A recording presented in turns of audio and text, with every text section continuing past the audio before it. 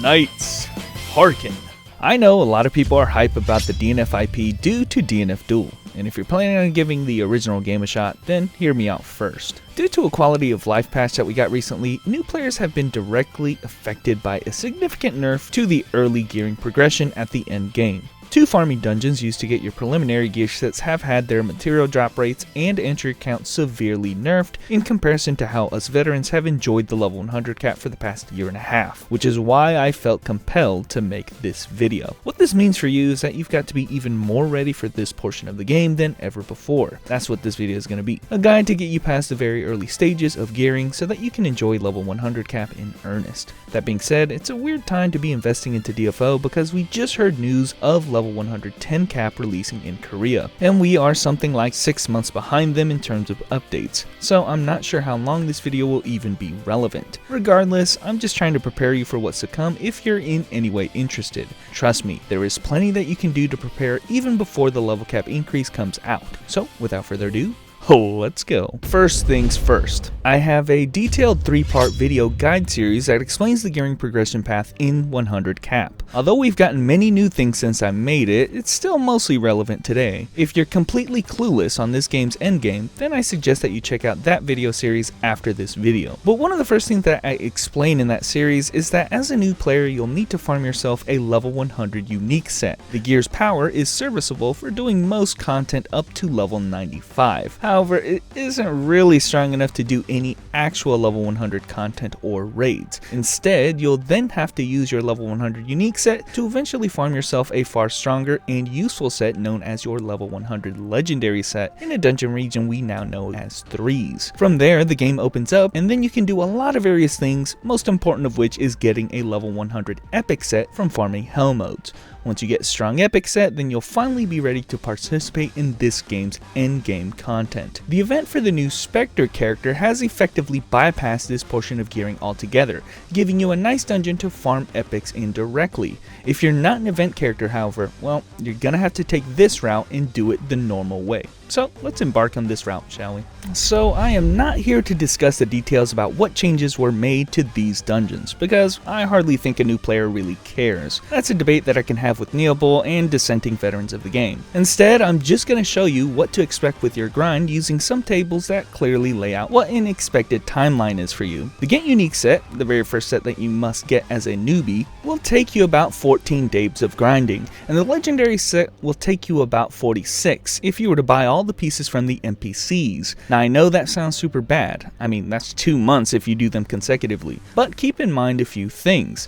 These calculations assume that you purchase your entire set from the NPC. Of course, the NPC is only really used as a last resort, in the case that you weren't able to get these things to drop outright. The boss, the card flip, and in the case with Ghent Palace, even the mini bosses have a chance of dropping gear, which if it's one that you can actually use, will save you these numbers of days from farming. I mean, if you manage to get 5 usable pieces of legendary gears to drop in your threes, you've effectively saved yourself about 20 days of farming. In other words, the luckier you are, the less time this farm will take you. Not to mention there are indeed a few other strategies to help accelerate your grind even further. The quality of life patch brought with it a few helpful systems. Half of the materials that drop from these dungeons are account bound now, so a great strategy is to funnel materials from one character onto your main to gear that character up faster. The more characters that you have, the better. Due to various other problems like weakly gated content and fatigue points, you realistically should be playing more than one character anyway. Another thing that has changed is that the drop rate of these gears has increased by 50%.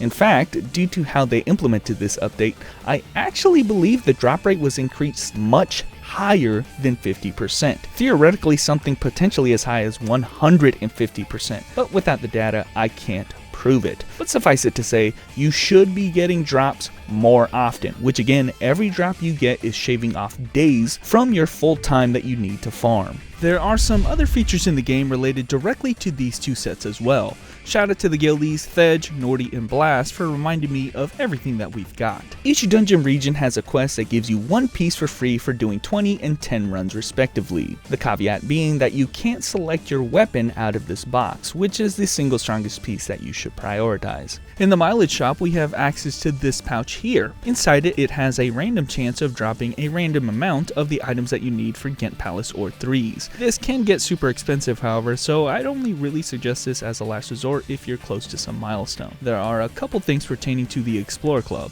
In the Explorer Club shop, depending on your level, you might have access to a selectable level 100 unique and legendary boxes. These you can purchase once a month and do indeed have the weapon in it. Also, if you go into the Exile Subjugation, you can also get a separate pouch that you can use to farm these materials. Considering that it doesn't cost you anything to do these subjugation missions, might as well, right?